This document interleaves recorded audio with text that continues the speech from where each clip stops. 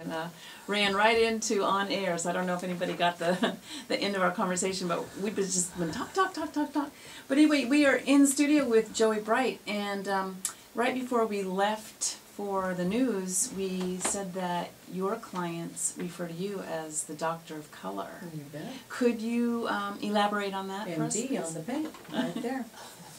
A couple of things. One is an angle we were talking about off air, which is sort of the psychological aspects of when people call me as a color consultant to come and look at their dining room, bedroom, kitchen, whatever.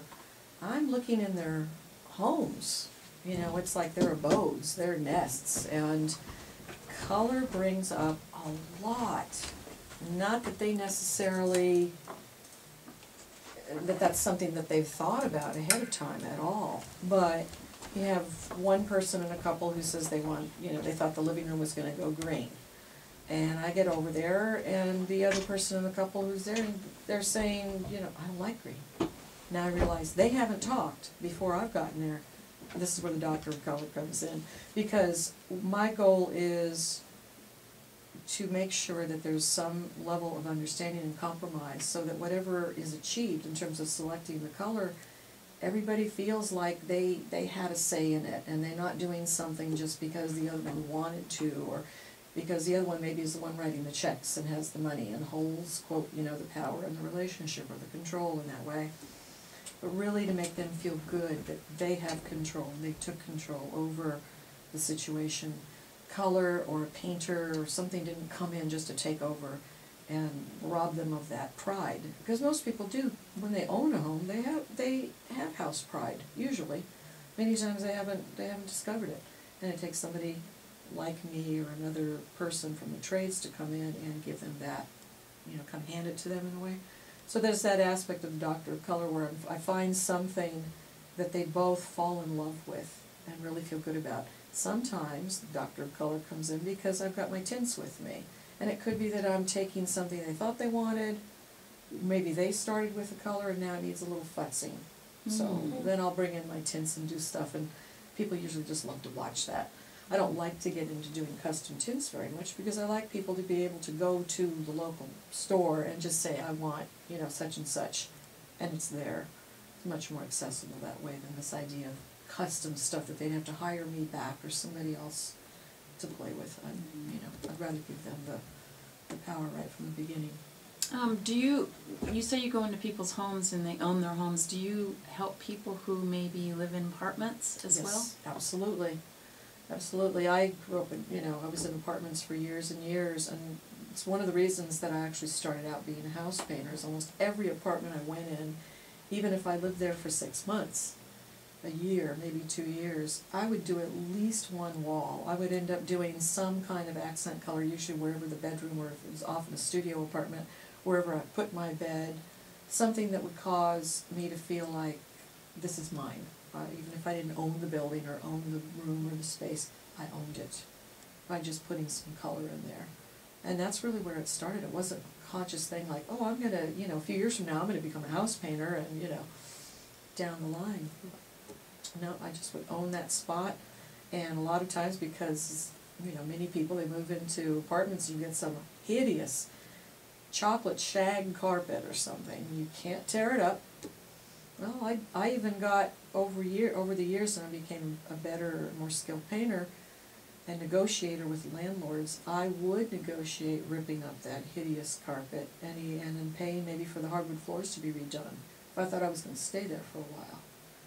But, So people, even though they have an apartment, they rent an apartment, you're saying people do paint, and then maybe when they leave they paint over it or something? Or? Absolutely. Oh. Absolutely. I've negotiated a lot with people. There are a lot of people around the Bay Area who are working for, wonderful places that they're going to stay for a long time, businesses that they know they're planted, but they don't, and they maybe could afford a house, but they don't want to. They want to live in apartments, and they know they're going to be there for a year or two, and they want to do something. So I'll send them through a series of questions, say, well, why don't you talk to your landlord and find out. Sometimes we're able to pick certain colors. Green is a very common color, and I mean greens that are like in the sage green tones, not lime green or something like that. Landlords often, if it's done well and the paint job is well, often they'll let it stay, and there's no negotiating with money later or anything, as long as it looks good. But otherwise, it's just paint. They can do a wall that's black, and then when they leave, you throw primer on it, get your off-white color on there, I do matches, and I tell them, put it in writing. Tell your landlord, you do this. Sometimes the landlords that were negative at first about that, when they see it in writing and it's been proposed, and they see they're either going to get that job or they're going to be able to keep this much money, withhold that. But people can, and I have watched people so happy when they're staying in apartments, just to be able to do one wall. Usually people go in and feel like, I can't touch the walls, I can't do anything, I don't own it. And they feel sort of captive, for a while. And, again, that's where the doctor of color, I'll come in like that and find some beautiful coffee color that works just great with all the furniture. And usually landlords come over and they'll see it and they like it, more often than not. Great, good. Sounds great. And you have tons and tons of stories, and I know that because I've been hearing them off air. And I really get how passionate you are around your colors, and we want our audience to kind of get a sense of your journey in colors. So, Joey, if you can just tell us where you started. How did you get involved in being this color specialist?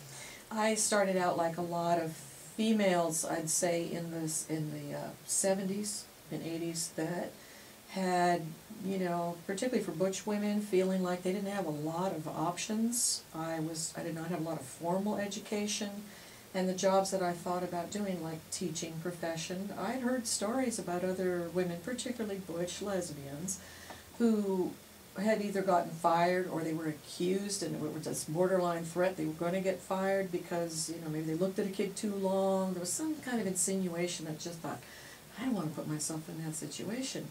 And the first, I worked retail, I worked at restaurants, I did all kinds of stuff, and I kind of happened upon house painting. I sort of fell into it. And I lied the first job that I had. I said I had been doing it for quite a while. And that's actually because I had been painting my own apartments. I had done things like risk painting a wall here or there, and I started to learn things. So I fell into my first painting job, and I had been painting for years before I learned that people actually got paid for their color ideas. I was just thinking I'm just doing labor, and that's all that I could do. And some people in your lives may not like them, or maybe they feel threatening to you or something, then you realize that's a teacher. Mm-hmm. Well, there was a man in the community, in the world of home improvements and stuff, that I ended up in a 5-block radius in a section in Oakland. Over a 3-month period of time, 5-block radius, I painted 3 homes. These 3 homes, this man had done all the colors for. He charged $350 an hour. People paid him, and I was blown away by the second home that I went to, and I saw the sheets that he left. Guess what? All 3 homes, the colors were exactly the same. There were 5 different colors. They were all the same. He had shifted only one of them by half a strength of the formula. And I looked at that and went, I've been giving away my color ideas for years. Damn it, next time somebody asks me to come and do colors because they liked what I did with their neighbors or their lovers or their cousins, I'm going to tell them it's $150. And I got a phone call just like that about a week later. Some new client called me up and said, I saw that you did really good colors over at my friend's, blah, blah, blah. How much, and she said, how much do you charge? Nobody had ever done that before, but it's that whole thing of intention that I've heard you talk about too. There, I had it in my mind, I kind of had said it out loud. This woman calls in and says, how much would you charge? And I said, well, $150, and that was huge for me to do that. And that was in 2002. I started my website. I decided I was going to focus on color. I have always hired myself out as, and sort of advertised myself as a specialty painter and as an artisan in that way. But I've been doing basic house painting and just getting better and more skilled at it over the years. And then that color consultation just came in as a business. And it really did sway me in a whole direction that it wasn't something like I'm in high school and I thought, oh, I'm going to become a color consultant. I didn't even know it existed. So now it's been, 10 years. So I'm curious, when you said 150 and that was huge for you, what was her reaction in the next second? Oh, she didn't skip a beat. Okay, when can you come Oh over? my gosh. How did you feel in